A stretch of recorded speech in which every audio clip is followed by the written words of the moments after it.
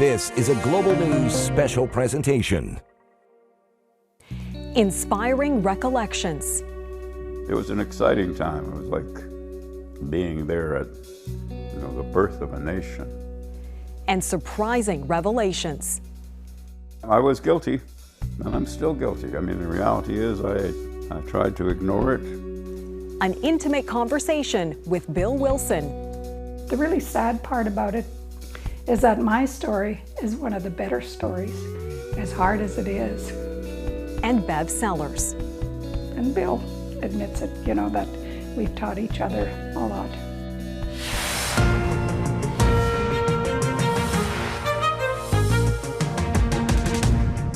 Hello, and thank you for joining us for this Global News special. We are featuring intimate interviews with Bill Wilson, a hereditary chief and father of Canada's first Indigenous Attorney General, and his wife, Bev Sellers, a community leader and author. It was 40 years ago, Wilson and other Indigenous leaders on national television helped negotiate and draft the First Amendment to Canada's new Constitution during the First Minister's Conference of March 1983, paving the way for more meetings like this one. I know that there are people here at this table who are more concerned with protecting the power they have, the jurisdiction they have, than making sure that the lives of Native Inuit and Métis people across this country is improved. A change in attitude among all Canadians must solve this problem. In what have become well-known exchanges, they met with then Prime Minister Pierre Elliott-Trudeau, playing a critical role in shaping this country's constitution, enshrining Indigenous land and treaty rights. We sat down with Wilson to learn more about his life, including that pivotal moment of political change, what he thinks of current efforts to advance Indigenous issues, and where he thinks more needs to be done. We also heard how Bev Sellers, his second wife, opened his eyes to a part of his people's suffering he once knew nothing about. Bill Wilson was born on beautiful Vancouver Island in what's colonially known as the town of Comox on the unceded territory of Comox First Nation. This home, about an hour drive north from where he was born, is where the now 78-year-old hereditary chief spends much of his time with his wife, Bev Sellers. You're forward. Are you going to get Zebedee or Kevin or... And where the man whose insight, reflections, and passionate appeals to politicians have been considered a cornerstone of the fight for Indigenous land and title rights in BC is working on his first book. My brothers and sisters had gone, but Bill and Bev welcomed us into the house where we got an inside look at some of the contents of that book during a sit-down interview, lifting the curtain on Bill's story from the very beginning. Hemas means the chief who's always there to help. Kla-Lee-Lee-Kla means the first rank among the eagles. So I have one of the 4 highest prestigious names in my tribe. Well, I was the youngest in a family of 17. It was 3 families put together, and we adopted 6 people, and I was the youngest in the family.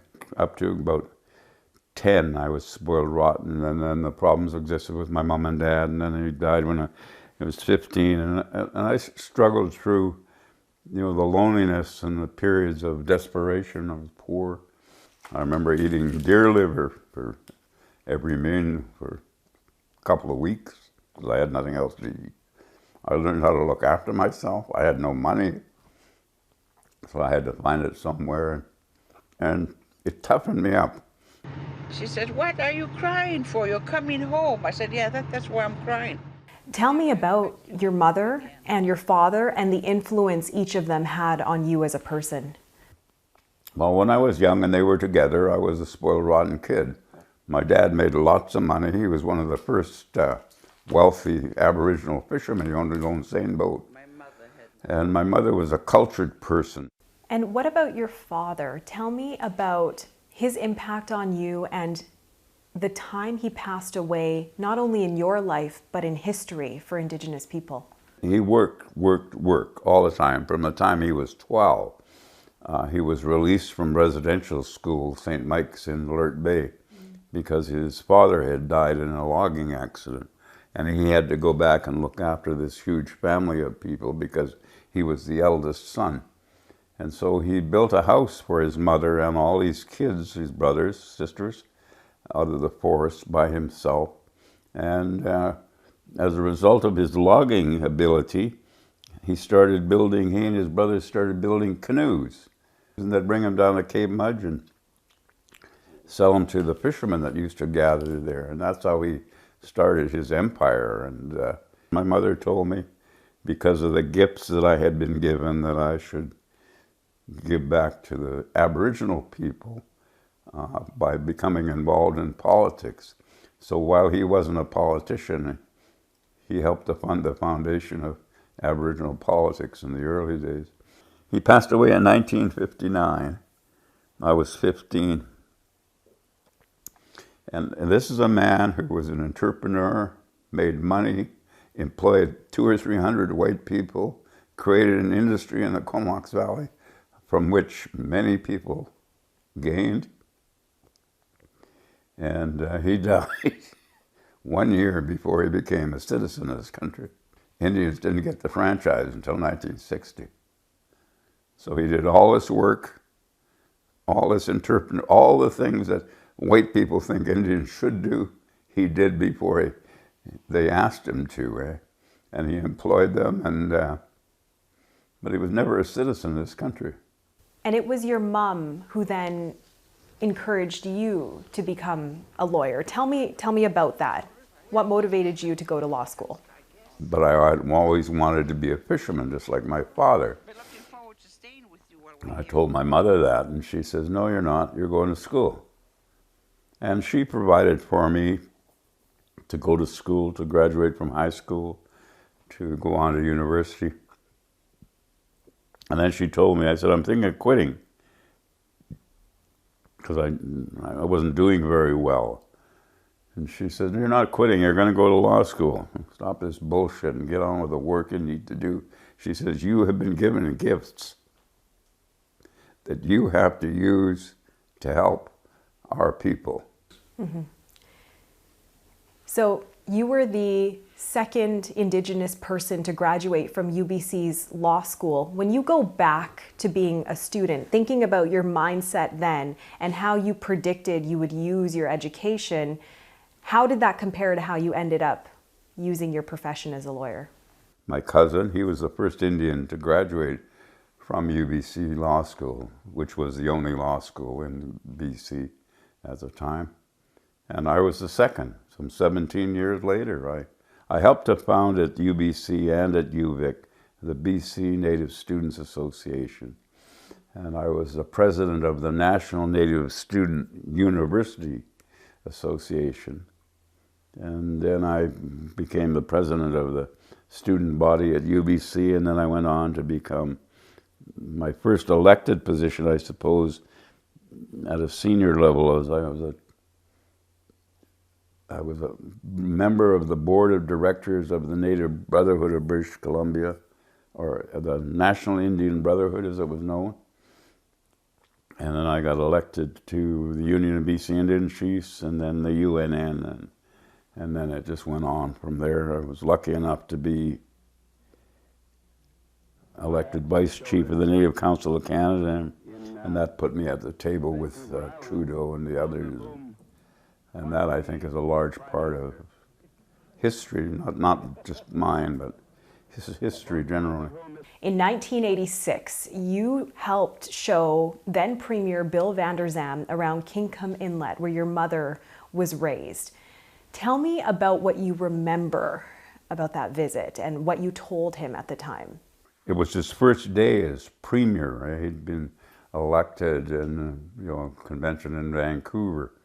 And he was talking about the Indian problem, and we were trying to convince him that he should change the government policy and support land claims and treaty rights. I said, you don't know anything about Indians in the communities.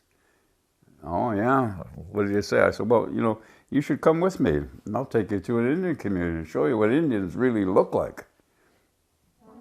So he accepted it, and he and his wife came up to Kinkham for a day and a half. People in this valley have been here for over 25,000 years. He spent some time with us, and I told him, I said, you know, you've got to listen to us when it comes to land claims and treaty rights. You need to change the federal government or your provincial government policy. Well, I think I found out today that really I've been quite ignorant on many things as they affect the Native community, and it's certainly been a lesson for me. In the 1980s, you worked with other Indigenous leaders, meeting with then Prime Minister Pierre Elliott-Trudeau, including negotiating Section 35 of the Constitution Act, enshrining Indigenous title to unceded lands. That was a moment of major political shift. What do you remember most about that time? Well, even before that time, I first met with Trudeau in 1970, and I was quite impressed with him. But I had worked for the Union of BC Indian Chiefs, which the purpose of it was to pursue land claims and Aboriginal title grievances in the province of British Columbia. You see, that had been established by the Native Brotherhood of British Columbia as the first Indian organization in the country. And its sole purpose, it morphed into a trade union eventually, but its sole purpose initially was to pursue the land claims grievance in the province of British Columbia. People may not know this, but the reality is that except for the extension of Treaty 8 in the northeastern part of the province of British Columbia, all the land in the province of British Columbia is unceded by any kind of settlement treaties. And I became the spokesperson for the Constitution for the BC Indians and then the Native Council of Canada. And we held discussions like we had a meeting every week, and every 2 weeks we were somewhere in the country, some different place in the country. And then culminating at the end of every month, we'd get the junior ministers together, like the Justice Minister, and then at the end of it, we ended up with all of the premiers and the Prime Minister together in 15th, 16th of March, 1983, in the Confederation Building, the old railroad station across from the Chateau Laurier. I have 2 children in Vancouver Island, both of whom want to be the Prime Minister. Both of whom, Mr. Prime Minister, are women.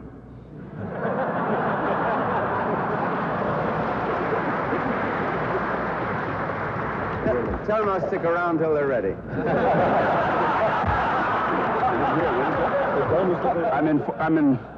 I'm informed by the government of British Columbia that one of them could be out here on a plane this evening. And we sat down to talk about designing a new constitution for Aboriginal people in the country. And there were 16 agenda items, one of the major ones being, of course, Aboriginal title and treaty rights. And that was an exciting time because I knew we were building a country that had already existed but had no foundation in Indian politics and no relationship to the land or the resources that belonged to the Indians. It was an exciting time. It was like being there at, the birth of a nation. Coming up, as Bill Wilson fought for Indigenous rights, Bev Sellers was trying to understand the impact of residential schools on survivors like her.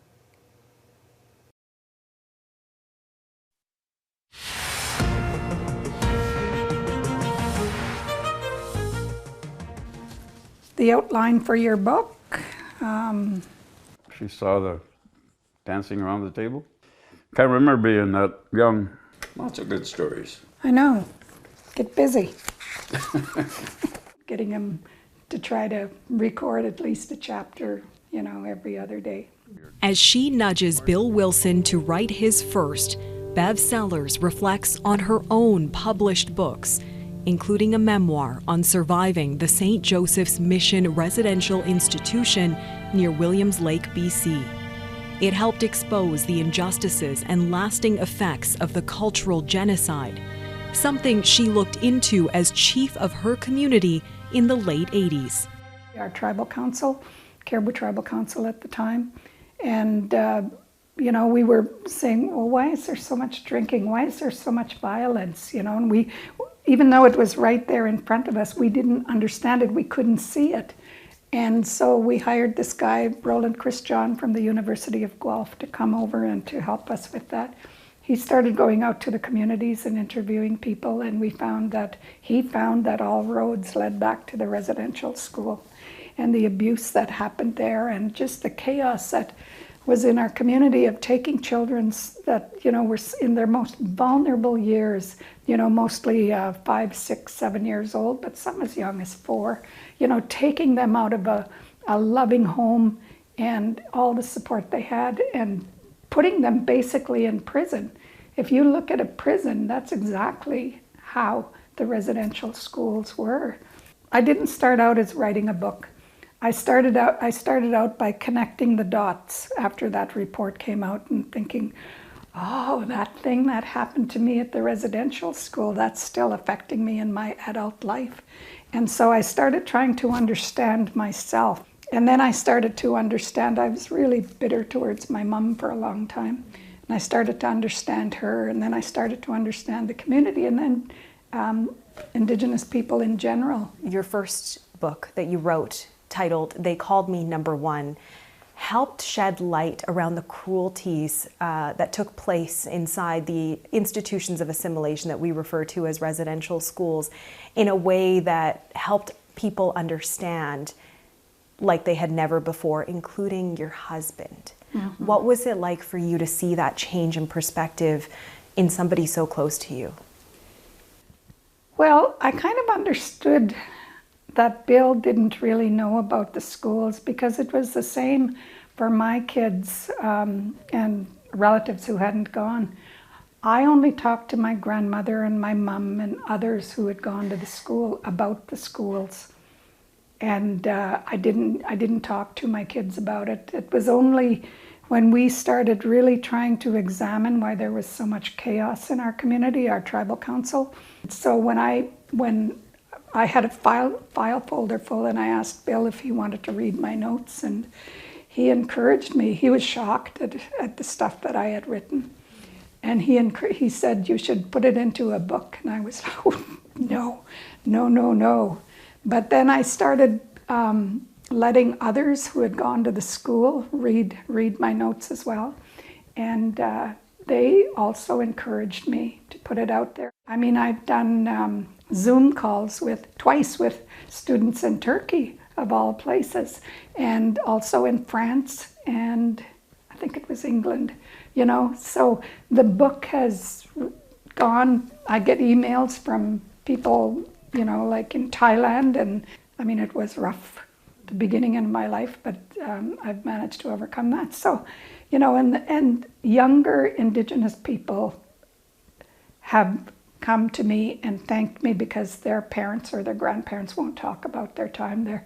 And by reading the book, it's helped them to understand that. So I haven't told all of my story. Some things I just don't want to go there. There are stories I know about that I won't tell. It's not up to me to tell somebody else's story. Horrific stories. But it's not up to me to tell those stories. So there are still a lot more stories to come. Say, you know, like in Germany, it's required that people learn about the Holocaust.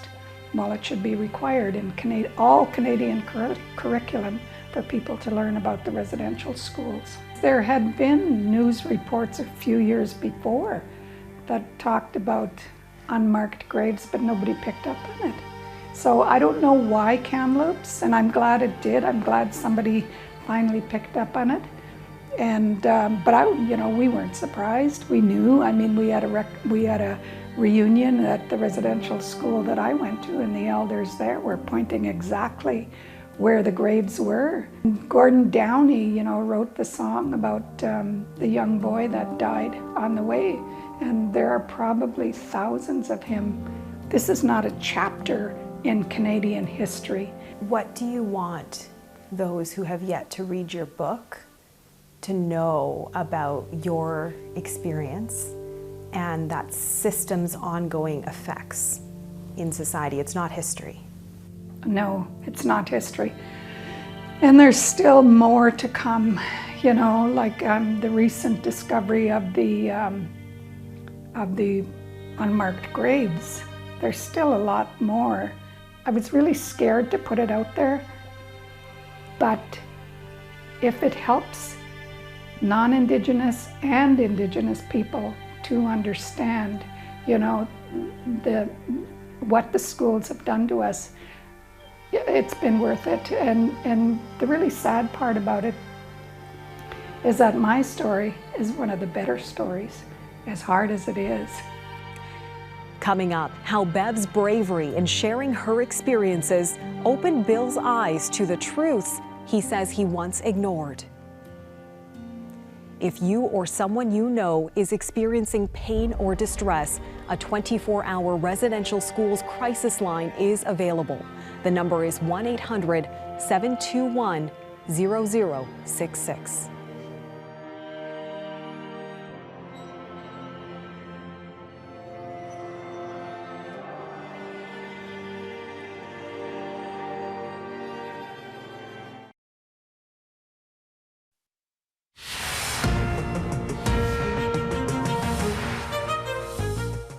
You yourself were not forced into an institution of assimilation that we refer to as a residential school. How were you able to evade those institutions run by church and state as a child? Well, my mother and dad went to residential schools, and they didn't talk much about them, but the reality is that they were forced into them, and they were abused sexually and physically, mentally, emotionally. And my dad had money. My mom had strength and culture, and when they came to get us, they said no. And they demanded, because my dad had money, and they were the two mayor and a council member of the village where we lived, white village, owned the grocery store and the hardware store. And my dad and mom put thousands of dollars into both those stores every month. So they said, either you let our kids into your high schools, your elementary schools, or we'll take our money somewhere else. So they used the power of money to intimidate people into granting my brothers and sisters the right to go to school, to express the right to go to school. And but had that not taken place, Cal and Shadow, my oldest sister, and then I and Donna would have had to go to residential school, but my mom and dad said no. And so we were the first Indian family in the public school system in the province of British Columbia. And as a result of that, you know, we produced, as I said, multiple university degrees and education. But it was, had I gone to excuse me, residential school, I'm sure I wouldn't be talking to you today. I wasn't put through that intimidation as a child. And you've got to know that anybody that tells you you're inferior over and over again incarcerates you, isolates you from your family and support, keeps you off the land, you're eventually going to start to listen to these idiots. The biggest Holocaust in the history of the world, as far as I'm concerned, is what was done to Aboriginal people in North, Central, and South America. The reality is that they killed millions of us. They estimate that at contact, they estimate that they killed 90 to 100 million people. And because of that attitude of superiority, somehow I missed the lesson of residential schools. I missed it because I didn't have to go. And then because of my privileged position, I tended to ignore it. I really wish I was healthy and 35 years old again. And it was that time again, some 30 or 40 years ago. I would have had them prosecuted. I would have had church lands seized in return to Indians. I probably wouldn't have pursued Aboriginal title and treaty rights as much as I did, because the huge effect of residential schools upon our people is still being held and nothing's being done. And you yourself had family members who you helped go to these institutions. What are your reflections around that and the ability of church and state to mask what was really happening behind those walls? Well, I feel ashamed. I mean, I was sufficiently old enough to know, and I had been told by people, but I just didn't believe them. I actually drove nieces and nephews to the Port Alberni Indian Residential School, and I remember my nephew telling me when he was in the hospital, he broke his hip in a diving accident, and I said, "It's terrible, you know, you got this terrible injury." He said, "Oh no, it's not that bad, Unc." He said, "At least I don't have to go back to school and be abused every night by a priest." This is a 10-year-old boy.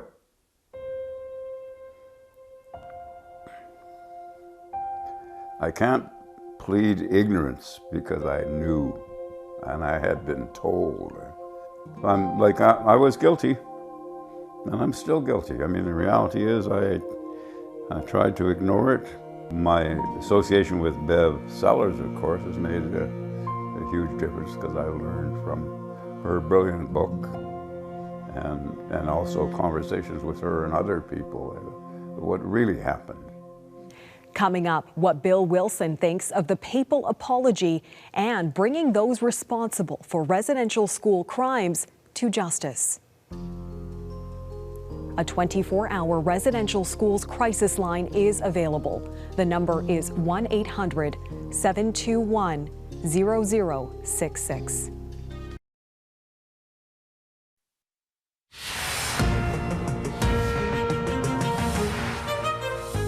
Welcome back to this Global News special featuring Hereditary Chief Bill Wilson. In this segment, he shares his perspective on accountability for the harms caused by the residential school system. Your wife, Bev Sellers, had the strength to detail what she survived in one of those institutions through her book titled They Called Me Number One, years before an announcement about unmarked burials that would trigger similar across the country led to what's being called a reckoning. Since then, education curriculums have started to change. There is more widespread use of land acknowledgements, and the general public's understanding of the true cruelty that took place behind those walls of those institutions. Do you see this moment of reckoning as one of progress, or do you see this as just perpetuating much of the same? Well, I think it's progress if the story gets out, and it needs to be told and told and told and told again. But if you hear the same story and you don't do anything about it, where is the progress? I know people my age, and even older than I am, you know, who are still in agony because of the abuse that they received at residential schools. You know, and like this is 70, 80 years later. And the federal government go, yeah, we're all going to hold hands in a circle and we're all going to be friendly. Bullshit. You know, Trudeau is just as complicit as his father was in creating this mess. Now he's perpetuating it. But the reality is, unless you get the prosecution of these people, they're brought to the public and put on trial and receive whatever punishment might be necessary. Even if they're gone, the record of their individual involvement must be shared. It hasn't been. It hasn't been. I mean, you know, they discovered all these graves in various places in schools. You know, thousands of them. They say there were 150 kids went to residential schools. 150,000 children went to residential schools. Well, thousands and thousands of those people never came back. You know, they died in snow trying to get away from abuse, starved to death, were experimented on. You know, this is a never-ending story until Canada accepts its responsibility and prosecutes. You know, they need to appoint somebody like Rosie Abella, the retired Supreme Court judge, and give her wide-ranging powers to expose all of this. They have most of the information in bits and pieces here and there. The government won't even demand the Catholic Church releases its numbers. So what is this? Simply a cover-up. So there were those two historic moments last year. An Indigenous delegation went to Rome and after a series of meetings with the head of the Roman Catholic Church, heard an apology and a commitment. That was repeated in different words here in Canada in the summer when Pope Francis came to this country. What role then do you see the Catholic Church playing moving forward, if not accepting an apology and the commitments that were made last year? Well, I heard all of the news reports from all of the reporters from all over the world, and there was no apology. The closest the Pope came to an apology was when he was leaving the Arctic, going home on the plane. He said that some members of their faith committed atrocious acts. There was no apology. There was no, we the Catholic Church apologize to the Indians we abused. You ever see that? Something has to take place to bring these people to justice. And the people who are complicit in this atrocity, this Holocaust, are the RCMP, all of the churches, the Department of Indian Affairs, the federal government and the provincial government, and the school districts. Think about that. Had the school districts allowed Indian kids into their schools, there would have been no requirement for residential schools. But because the school district believed that Indians didn't pay taxes, they didn't go to the public school system. I was on the school board in my area, Kwakwaka'wakw, and I've read the records, and school trustees, mayors, and other people on council said, we don't want these dirty Indians associating with our children. Plain and simple headlines in papers. So the blame for this atrocity is not just the churches, although they are the major blame. It's the public in general, who must have known as much as I did, heard it thousands of times and never did anything about it. And now, what are they doing about it? Nothing. Bev says one of the lasting effects of the cultural genocide is a lack of control over how to protect the environment, and that's where her message is focused. If you or someone you know is experiencing pain or distress, a residential schools crisis line is available 24 hours a day. The number is 1-800-721-0066. We'll be right back.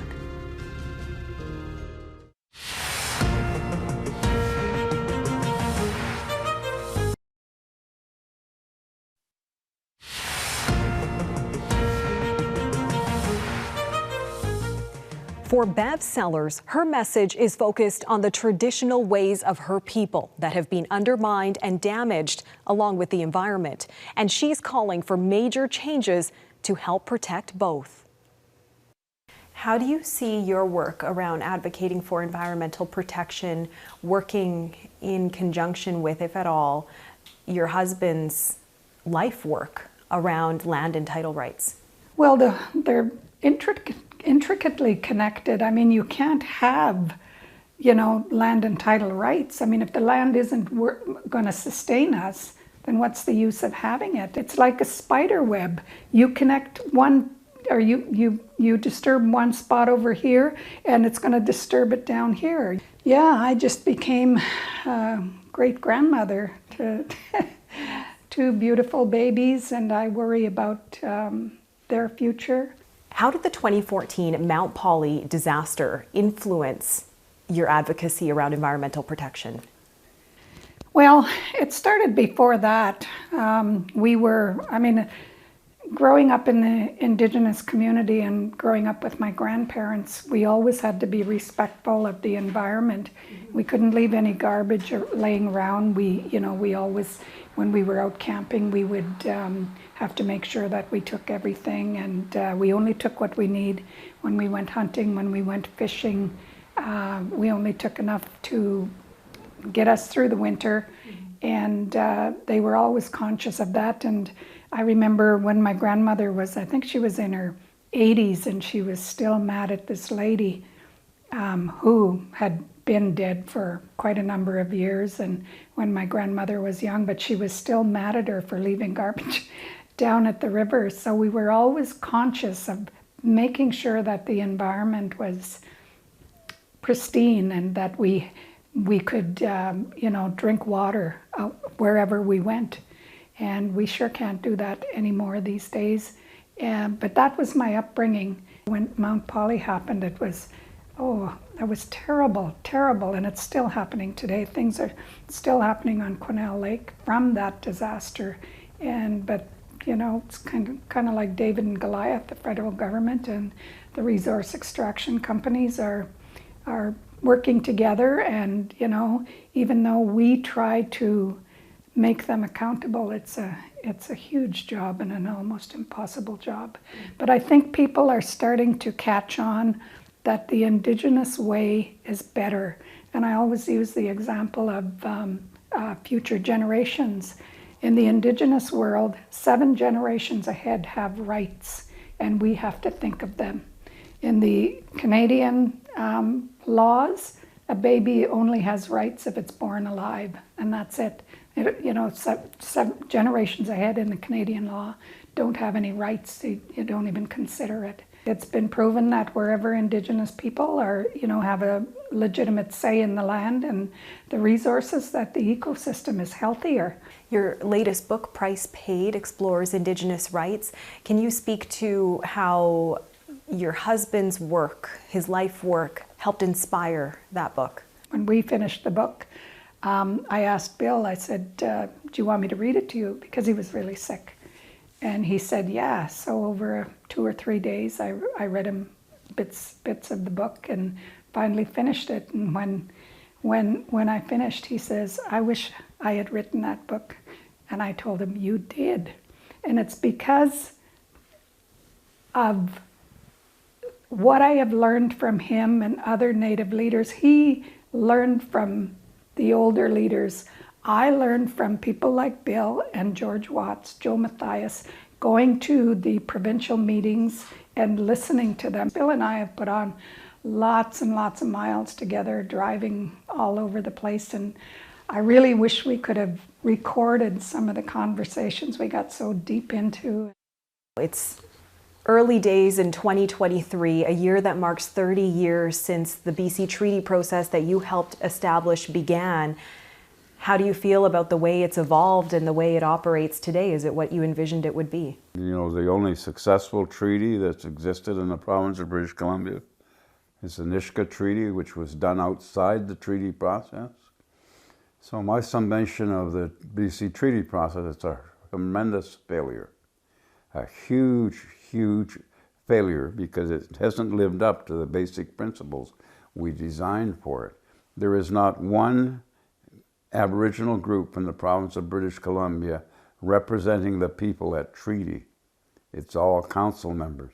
What do you think needs to change as it comes to when it comes to the fight for land and title rights and the treaty process here in BC? If you were to consult those who are making the decisions associated with that, what would you say? What has to happen is that every claimant group has to receive sufficient land and renewable natural resources to fuel its own economy, to make decisions for themselves on their own land. Short of that, we've got nothing but cash machine for lawyers. So Bill, if you believe that one of the most immediate changes that need to happen is the abolition of the Indian Act, what do you think it will take today to make that happen? How can you abolish the Indian Act? You have to get the people involved in making decisions about themselves. You see, and that's the thing about the Department of Indian Affairs. Through the band council system, they've been able to take control of the Indian administration. And they fund the band council as the only legal entity through which they can funnel money. So now if you've got band councils in control and you want to maintain control, what do? elect weak band council members or weak chiefs, or make them subject to reporting to you, not to their people. And what needs to happen is that our people need to be informed of what's going on and organize themselves to make decisions about themselves. You see, we had that with the hereditary system. Our people had to prove themselves and be responsive to the needs of people. And the Department of Indian Affairs is always funded for failure. It's always manipulated people. And in fact, now the Indian Affairs Department runs chiefs and councils. You know, and they run it through various systems. Every chief and council has a lawyer who's white, a half a dozen consultants, all of whom are white, most of whom were former Indian Affairs employees, and they run our reserves. 50, 60 years in my development, relative to the rest of society, Indian people have not improved one iota. Sure, we've got housing, we've got this, we've got a few other things. But relative to the rest of society, our people are still living in poverty, still have the highest rate of suicide, alcoholism, drugs, depression, lack of opportunity. Racism is still extant in the land. And we're spending $40 billion a year, you know, for a department that funds for failure. Why are we doing this? Coming up, final messages of gratitude from Bill Wilson and what kind of legacy he hopes to leave.